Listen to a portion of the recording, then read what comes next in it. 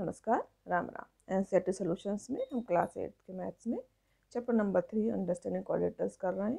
हमारे एक्सरसाइज 3.3 चल रही, पेज नंबर 31 पे आज क्वेश्चन नंबर 3 करेंगे हम इसका। यदि आपको मेरा वीडियो पसंद है कृपया लाइक सब्सक्राइब शेयर कीजिए, पूरा देखिए और कोई सुझाव हो तो मुझे कृपया कमेंट बॉक्स में लिख के बताएं। क्वेश्चन नंबर 3 है, can a coordinator ABCD be a parallelogram if.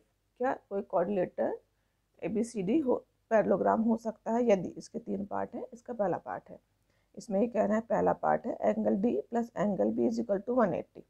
यहाँ पे देखिए मैंने एक पैरेललोग्राम बना के रखा हुआ है ABCD। इनका कहना है कि एंगल D मतलब कि ये वाला एंगल और ये वाला एंगल, एंगल D और एंगल B 180 है। अब इसकी दो कंडीशन होंगी। पहले कंडीशन क्या होती है हमारे पास, पैरेललोग्राम कब होता है, जो मेन है जिसके ऊपर ये बेस है, इन ये पैरेललोग्राम का निशान है, in parallelogram opposite angles are equal. अब अगर पहली कंडीशन में अगर ये 180 है मतलब ये दोनों आधे आधे होंगे, इन दोनों का सम 180 होगा। अगर पहले कंडीशन में ये 90 है और ये 90 है तब तो ये एक पैरेललोग्राम हो सकता है। ठीक है, पहली कंडीशन में एंगल B बराबर से एंगल D बराबर से 90 डिग्री, तो इनका सम हो जाएगा 90 प्लस 90 इज इक्वल टू 180। इस कंडीशन में तो ये एक पैरेललोग्राम हो सकता है। पर यदि किसी कारण से मान लें कि एंगल B या एंगल D दोनों में से कोई एक भी 120 डिग्री का है या कम ज़्यादा का है, तो जो भी एंगल बचेगा एंगल B या एंगल D वो कितने का हो जाएगा, 120 में से को 180 से माइनस करेंगे तो हमारा 60 डिग्री का बचेगा। तो पैरेललोग्राम की शर्त क्या होती है कि opposite angles are always equal. तो इस कंडीशन में ये नहीं होगा, इस कंडीशन में ये हो जाएगा अगर दोनों बराबर हैं।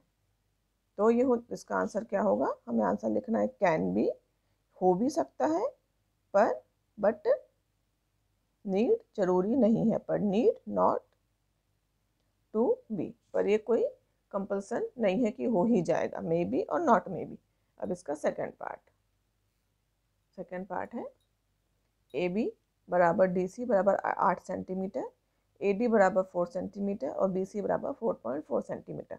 यहाँ पे मैंने एक पैरेललोग्राम बना के रखा है। अगर आपको एग्जाम में इस तरह के क्वेश्चन आए तब भी आप इस तरह का डायग्राम बनाएं। एग्जैक्ट अगर मेजरमेंट नहीं भी कर पाए तो इसको प्रिटेंड करके लिखें कि 8 सेंटीमीटर का है और ये कितने, दूसरी लाइन कितने सेंटीमीटर की है, बराबर से लेबलिंग करेंगे। तो हमारा पैरेललोग्राम है ABC और ये D, इसमें आमने सामने की मतलब AB और DC, ये जो मैंने बनाई हुई है ये दोनों हमें 8 सेंटीमीटर की दी गई हैं और A से लेके D तक की 4 सेंटीमीटर की दी गई है और B से लेके C तक की 4.4 सेंटीमीटर की हो गई।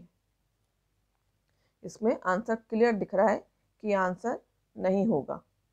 क्यों? क्योंकि इन parallelogram opposite sides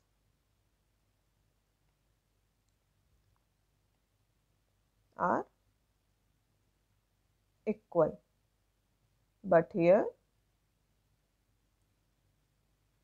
AD is not equal to BC। अगर 4 सेंटीमीटर की होती दोनों, ये दोनों 4.4 की होती तो ये एक पैरेललोग्राम बन जाता। अब इसका अगला पार्ट है एंगल A बराबर 70 डिग्री और एंगल C बराबर 65 डिग्री। यहाँ पे आप एग्जाम में D की सहायता से आराम से दोनों एंगल बना पाएंगे। तो आपको ये ज़रूरी रहेगा कि आप अच्छे नंबर पाने के लिए थोड़ा सा अपने पेपर को सही तरीके से सेट करके आएँ। इम्प्रेशन पे ही एग्जामिनर मार्क्स दे देते हैं। ABC हमारे पास पैरेललोग्राम है, एंगल A हमारे पास 70 डिग्री का है और एंगल C 65 डिग्री का है। ये तो हमें बराबर से दिख रहा है कि नहीं होगा। क्यों नहीं होगा? No, because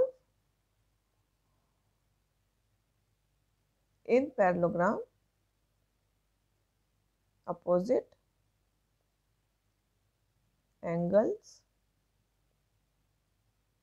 are equal, but here angle A is not equal to angle C. इस तरीके से आपको ये पूरा लिखना पड़ेगा। No because in parallelogram opposite angles are equal but here angle A is not equal to C. ये not equal to का निशान होता है। ठीक है, इसके आगे हम कल करेंगे। धन्यवाद।